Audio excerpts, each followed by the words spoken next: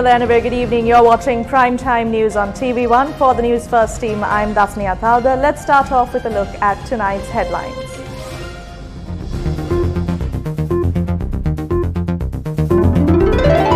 Travel restrictions to be imposed from 11 p.m. on the 21st of May until 4 a.m. on the 25th. Port City Bill to be debated on the 19th and the 20th. Voting on Thursday. ඒක ලංකාවේ මේ පැතිරෙන Covid එක පාලනය වෙනවද මේ පනත ගෙනල්ලා සම්මත කරාම? ඒකෙන් ජනතාවට එන්නත් ලැබෙනවද? COVID-19 patients to be moved to nearest treatment facilities. අද උණක් හෝ වෙන අමාරුවක් තියෙනවා නම් අනිවාර්යයෙන්ම ප්‍රදේශීය සෞඛ්‍ය අධිකාරිවරයාට හෝ මහජන සෞඛ්‍ය පරීක්ෂකකට දන්වලා ඒ හරහා රෝහල්ගත වීමට සුඛ වීම වැදගත් වෙනවා. What happened to the COVID-19 fund? Were ambulances purchased at an exorbitant rate? අයි මේ 10ක් මෙච්චර ලොකු ගානකට මිලියන් 19 මාරක් කියන්නේ ලොකු ගානක් කියන එක තමයි මට නම් කියන්න තියෙන්නේ. නෑ ඒ පිළිබඳ අපිට විස්තර සහිත පිළිතුරක් දෙන්න පුළුවන් කමක් නෑ. අනුගමනය කරපු ක්‍රමවේදය ගැන අපිට එහෙම විස්තර සහිත දැනුමක් නෑ.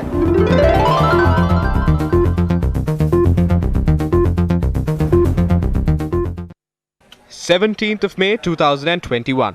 How will travel restrictions be imposed in the country? How will COVID-19 patients be treated? Has the rate of conducting PCR tests reduced? Was there a delay in importing vaccines?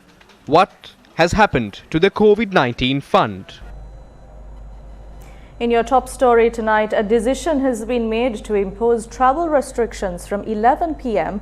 on the 21st of May until 4 a.m. on the 25th.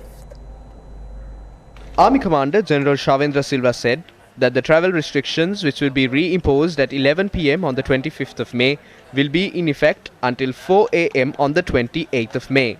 The Army Commander noted travel will be restricted from 11 p.m. to 4 a.m. daily until the 31st of May. Interprovincial travel has also been restricted during this period. When travel restrictions are not in effect during the day, individuals will be allowed to report for essential service duties, while the others will have to leave their homes based on the NIC system. According to the police, individuals with an even number in the last digit of their NIC will be able to leave their homes on even days, while those with an odd number on odd days. The digit 0 has been considered an even number. 1,579 COVID-19 patients have been identified so far today, raising the total caseload in the country to 144,325. According to the Ministry of Health, 119,629 people have recovered from COVID-19 and 962 COVID-19 related deaths have been reported so far. What are the areas under isolation? 70 Gram Niladhari divisions in 10 districts have been placed under isolation at present. 6 Gram Niladhari divisions in the Kirankulam police jurisdiction in the Battikala district and 12 Gram Niladhari divisions in the Kinya police jurisdiction in the Trincomalee district are under isolation. The isolated areas include 24 Gram Niladhari divisions in the Giriulla police jurisdiction in the Kurunegala district and the Biyagama North 280 Gram Niladhari division in the Biyagama police jurisdiction in the Gampaha district. 5 Gram Niladhari divisions in the Kahavatta police jurisdiction in the Ratnapura district and 4 Gram Niladhari divisions in the Rakwana police jurisdiction are also under isolation. Meanwhile, 2 Gram Niladhari divisions in the Alpitia police jurisdiction in the Gaul district, the Kadupahara area in Kehel Ula Gram Niladhari division in the Ampara district, 3 Gram Niladhari divisions in the Ingiriya police jurisdiction in the Kalutara district and 1 Gram Niladhari division in the Agalavatta police jurisdiction are under isolation. 2 Gram Niladhari divisions in the Yatabatta police jurisdiction in the Matale district are also under isolation. While 9 Gram Niladhari divisions in the Nuwara district were placed under isolation, the isolation status in 37 Gram Niladhari divisions in 7 districts was lifted today. What is the latest update on the home quarantine process?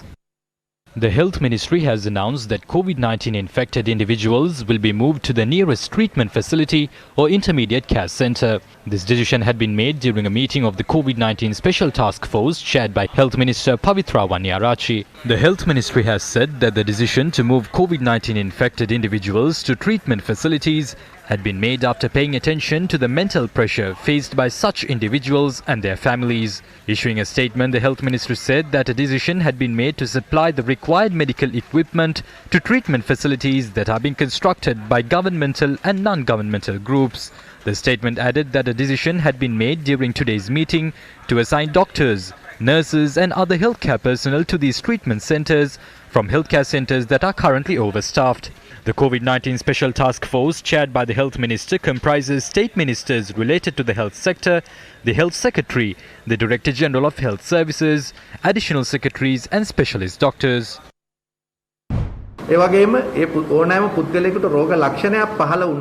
It is imperative to inform the PHI or Medical Officer of Health in your area if you experience symptoms. We will prioritize those patients and ferry them to hospitals. Based on the tests carried out at treatment centres, we can ascertain whether they are COVID-19 patients or dengue patients. If you are experiencing high fever, you need to hospitalize yourself after notifying the Public Health Inspector and the Medical Officer of Health.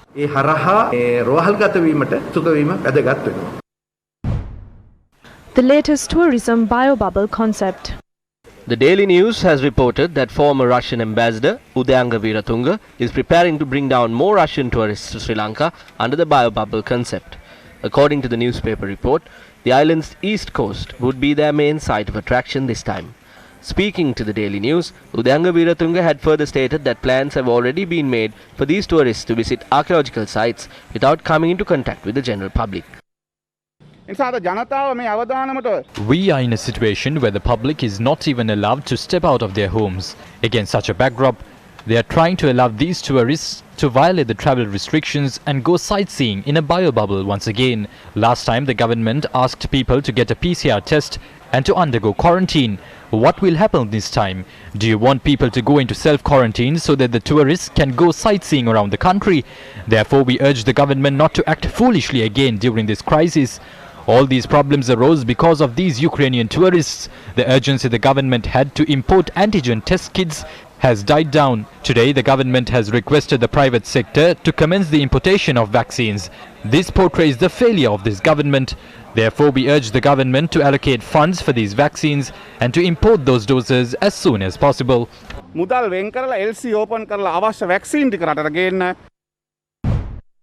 What is Sri Lanka's plan to stem the spread of COVID-19? State sector officials point out that the current objective is to reduce the number of COVID-19 infections detected in the country. At present, we are detecting approximately 2,500 infections daily. We need to bring this down swiftly to a range between 200 and 250. Afterwards, our objective will be to eliminate the pandemic from the community. The Sri Lanka Association of Government Medical Laboratory Technologists had said that the number of PCR tests carried out daily is displaying a downward trend. The Health Ministry is trying to match the number of PCR tests that are being carried out at present with the severity of the pandemic. This is what they did towards the end of March and April. The number of samples received by laboratories for PCR tests has also declined. Instead of trying to increase the capacity of testing, some ministers have said that this pandemic will be brought under control in 2 weeks. On what basis are these ministers saying that the pandemic can be controlled in 2 weeks? The Health Ministry responded to these allegations today. Yesterday, we conducted more than 27,183 PCR tests. This is comparatively higher than the figures that were recorded in the past. We need to take all possible steps to curb the number of infections. I feel that if this is not done, the government will have to incur currency outflow to carry out more tests. This does not mean that we will not increase testing. By reducing the number of infections, the need to conduct PCR tests will also decline.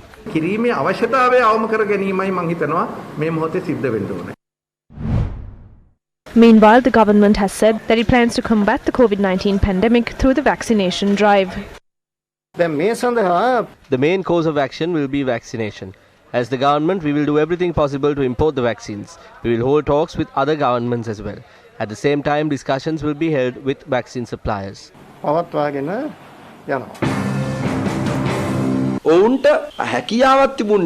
They were unable to import the vaccines to the country when it was required. Just before the second wave of the infection struck globally, after the first wave, the vaccines were ready to be purchased. We needed the vaccines at that time. But Sri Lanka did not prepare itself to import the jabs. It was preparing for the 20th Amendment, to protect presidential powers and to explore the possibility of allowing dual citizens to enter parliament. They were focusing on making the laws lenient to avoid ending up in prison. They didn't make the necessary arrangements at the right time. Now there are few vaccines in the country. People are fighting on the roads for the jab.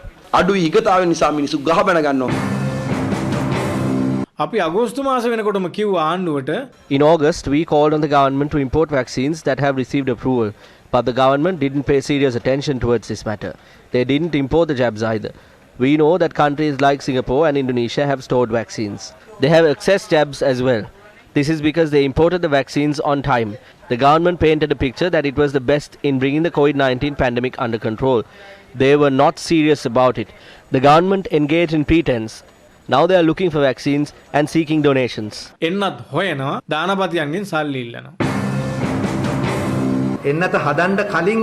cannot import vaccines before they are manufactured. The vaccines must be manufactured. Once the jabs are produced, the financial requirements to procure them must be assessed. We must look into the efficacy of the vaccine. Simply because a vaccine is manufactured, we cannot purchase them from a factory or a manufacturer. We imported them at the right time. The country from which we had placed an order for the jabs said that it will not be able to supply them. UNICEF has requested G7 countries to donate excess supplies of COVID-19 vaccines to the COVAX facility of the World Health Organization. UNICEF, which is in charge of supplying vaccines through COVAX, has estimated that the supply shortfall will reach 140 million doses by May and about 190 million by June. In a statement, UNICEF Executive Director Henrietta Fore said, quote, sharing immediately available excess doses is a minimum, essential and emergency stopgap measure, and it is needed right now, unquote. She added that G7 countries could donate about 153 million doses if they shared only 20% of their available supply over June, July and August. UNICEF chief pointed out that cases are exploding and health systems are struggling in countries like Nepal, Sri Lanka, Maldives, Argentina and Brazil. What happened to the COVID-19 fund? A fraud has not taken place. A detailed statement had been released on that. There is nothing to hide in that. The government has made it public.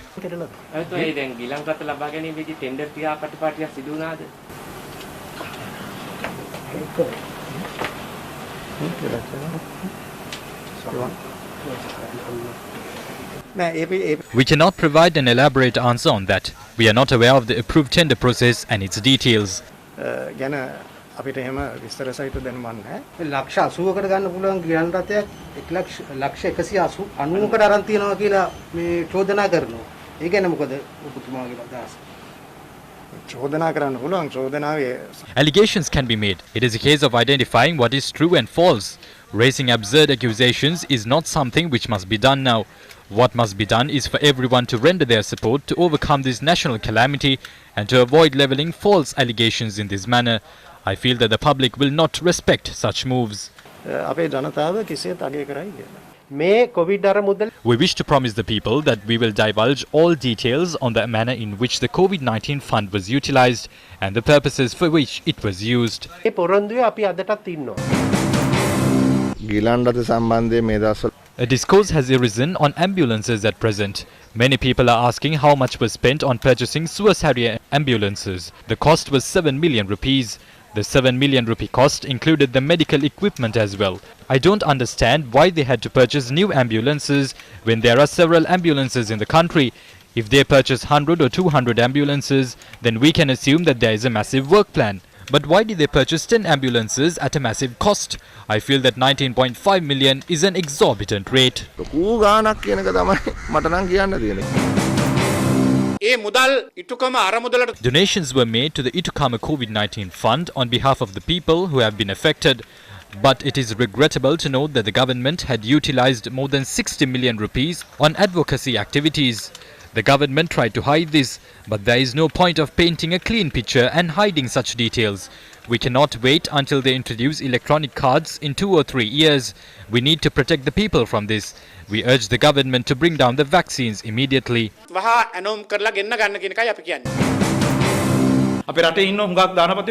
There are several donors in the country who are willing to donate all their assets for this purpose, but now they don't have faith on this. They don't have faith on the government. The COVID-19 fund received massive donations. At the same time, they had spent more than what was required. The faith on the system has diminished by now. An audit is being carried out into this at present. Aren't they ashamed of prompting a situation which requires an audit? Aren't they ashamed of creating a situation in which the donations made by the people during a pandemic need to be audited?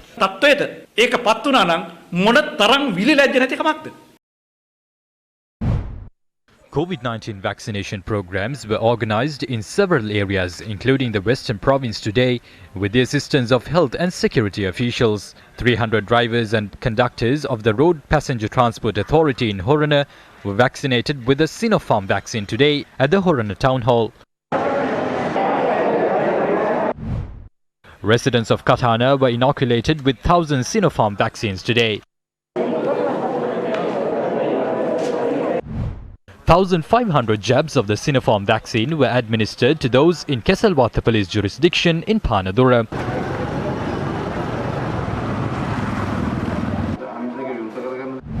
Sinopharm vaccines were administered to those in the Moratua police jurisdiction, at the Puran Appu Theatre premises and the Lunava Divisional Hospital.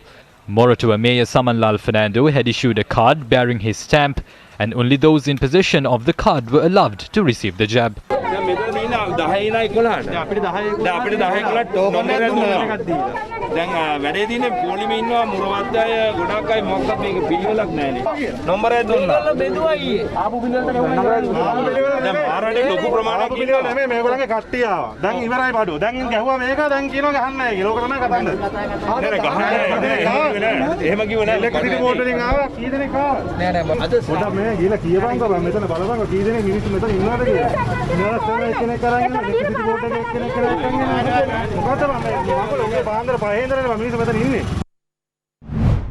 The program to offer dry rations to families affected by the COVID-19 pandemic was held in several areas today. A family undergoing quarantine was provided a relief allowance of 10,000 rupees, while low-income earning families in isolated areas received a food pack worth 5,000 rupees offered by the government. A tense situation arose when the 5,000 rupee handout was distributed in the Kaludavala Grama Niladhari division in Matale today.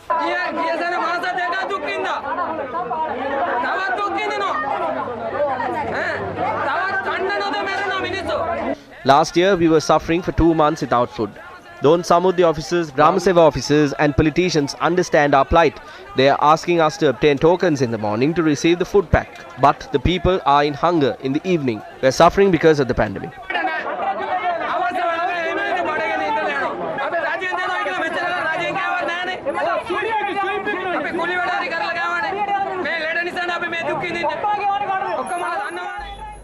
Also in local news, inmates have called off the protest that was being staged at the Bogambara prison in Kandy after a clarification provided by authorities. 20 inmates had staged a protest atop a building at the prison demanding PCR tests. Prison spokesperson Chandaneka Naika said that the protest had been staged by inmates who were admitted to the prison on the 12th of this month. The prison spokesperson noted that PCR tests will be carried out 10 days after their admission and that the tests on these inmates will be carried out on the 22nd of this month. A project worth $100 billion is to take place at the Colombo port city under 2 phases in the coming month. This was revealed during a meeting of the Public Finance Committee chaired by Anura Priyadarshana Yapa. 1 international Grade A high-rise office tower, 2 high-end residential towers and a retail podium will be constructed under the first phase of the project, which has been identified as the Colombo International Financial Centre. Meanwhile, the Supreme Court's determination on the Colombo Port City Economic Commission Bill is to be tabled in Parliament tomorrow. The Port City Bill is to be taken up for a debate on the 19th and 20th of this month. Also, opposition leader Sajith Premadasa expressed these views during the Newsline program aired on our channel tonight.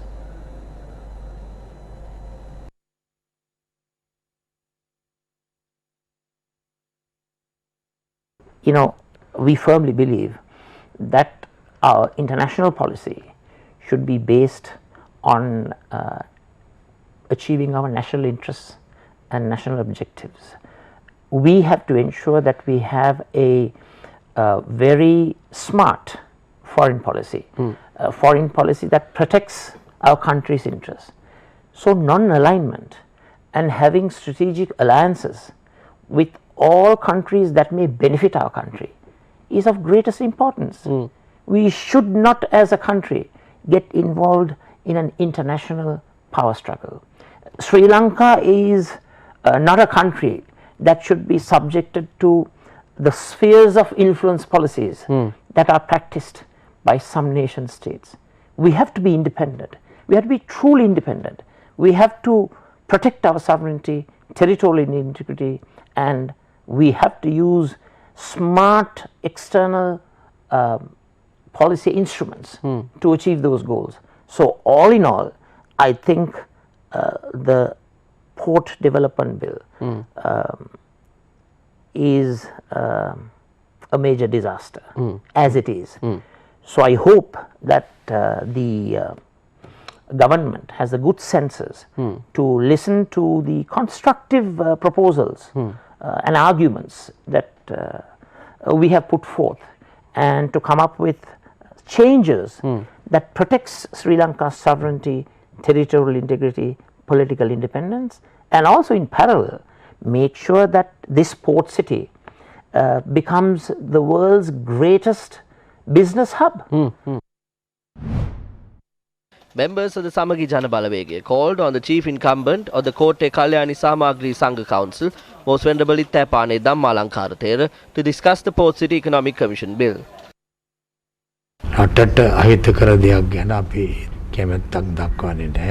We will always oppose anything which is unfavorable to the country.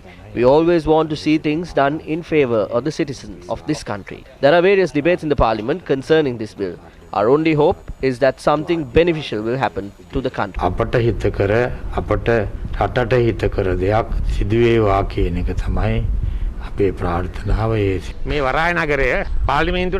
Parliament will have no authority over this port city. In simple terms, Parliament will have no authority to review the accounts of this city. If Parliament doesn't have authority, this city will eventually turn into a state that launders black money. This brings disgrace to the country. මේ පනත සම්මත කිරීම සඳහා ආණ්ඩුව හිතාමතා ජනතාවට මාරය කන්දවල දුන්නා. මේ අලුත් අවුරුදු පොකුරක් නිර්මාණය කළේ ආණ්ඩුව හිතාමතා. The government has sacrificed the lives of the people to pass this bill. The New Year cluster was intentionally created. They will turn Sri Lanka into a graveyard. Is there a hurry to table this in Parliament?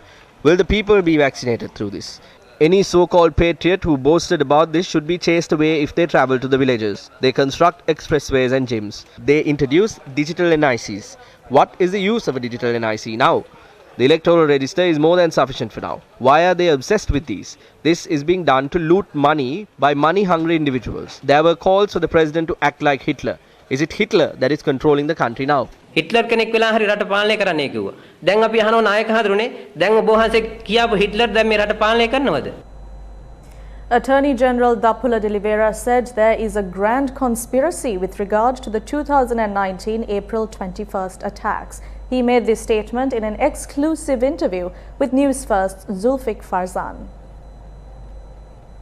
Sri Lanka's Attorney General Dappula de Oliveira said the information by the State Intelligence Service with times, targets, places, method of attacks and other information is clear evidence there was a grand conspiracy in place with regard to the 2019 April 21st attacks. Speaking exclusively to Newsfirst, Attorney General Dappula de Oliveira said that the identities of those involved in the grand conspiracy must come by the way of evidence. He said the AG's department is now focused on a conspiracy surrounding the terror attacks, adding that there are multiple suspects connected to it, including Naufar Maulavi, the person that the Sri Lankan government ruled as the mastermind of the attacks. Attorney General de Oliveira said Naufar Maulavi is a key figure in the conspiracy to carry out the attacks, and it is not possible to confirm if he was the mastermind, though he is the leader of the group. The suicide bombers are the people who executed this conspiracy, and they are not among the living. said the Attorney General, noting that a considerable number of people who assisted the suicide bombers have been identified by detectives. The conspirators of these attacks are at a different level.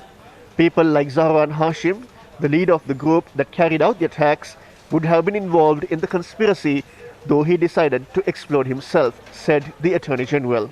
For the moment, the investigators have not brought evidence of foreign individuals who are connected to the attacks, and these people are referred to as others unknown to the prosecution, said the Attorney General, noting it is probable they would never be known. Farmers in our country toil hard to reap their harvest while battling problems posed by wild animals and natural calamities as well. Today, farmers are facing a shortage of fertilizer as well.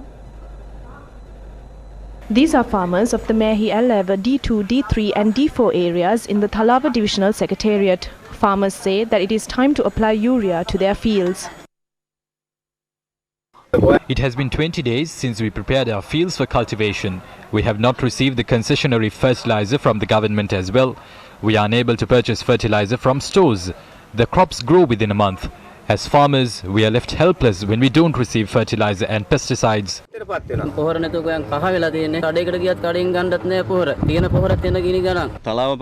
There are 21 farmers associations in the Thalava Divisional Secretariat. All these associations have not received the concessionary fertilizer. Farmers have been struck by a double whammy. They have not received any form of relief or fertilizer. Farmers have commenced cultivation in Akurugoda in Mathura at present. However, they have not received organic fertilizer yet. This has prompted farmers to resort to chemical fertilizers. Assuming that we manage to cultivate 50 acres of land, this extent reduces to 20 or 25 acres after applying chemical fertilizer. When there is insufficient fertilizer in the country, they will have to import the stocks. What they import from overseas is very toxic. Foreigners don't give us anything out of love for us. That was clearly shown in the coconut oil controversy. Only the farmers who toil hard will understand this, and not those living in the comfort of their air-conditioned rooms. Our crops are eaten by pests. This results in reduction in crops. Farmers will not be able to reap any benefit. Wealthy individuals will be able to import food items, but from where will the common man find his meals?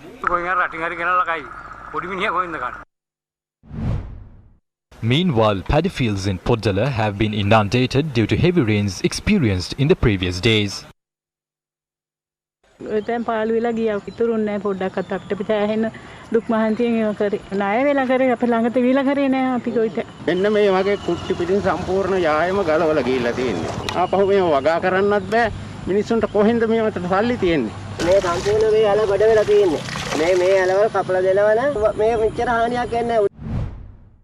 The crops of farmers in the Minnere area in Polonnarwa were not destroyed due to a natural disaster. But farmers attribute the destruction of their crops to the failure of irrigation officers to execute their responsibility in a proper manner. Paddy fields cultivated during the Yalla season have been completely washed away at present. The flood water diverted to the canals have not only damaged roads but have affected paddy fields as well.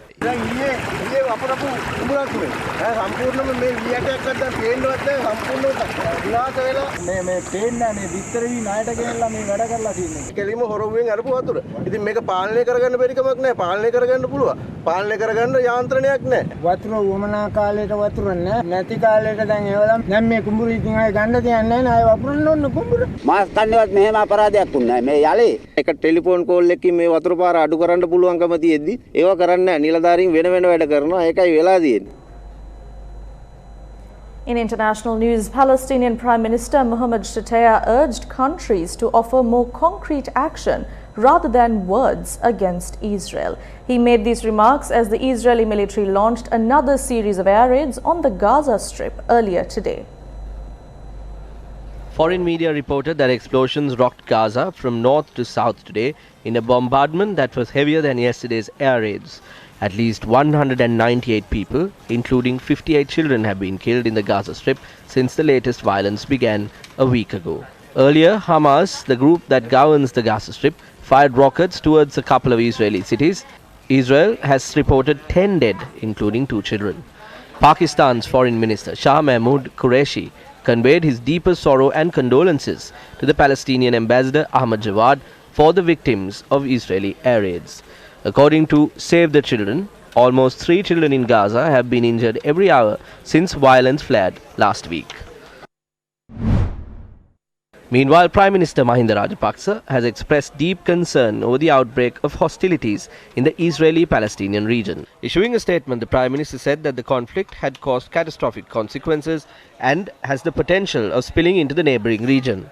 The statement read, "I have always held the position that the Palestinian people's legitimate right to statehood must be upheld." Rajapaksa added that it is imperative to recognize the legitimate and sensitive security concerns of both the Palestinian and Israeli people. And that's a wrap of Primetime News for tonight. For the News First team, I'm Dasnia Thalda, along with our interpreter Brian D. Cruz. Good night.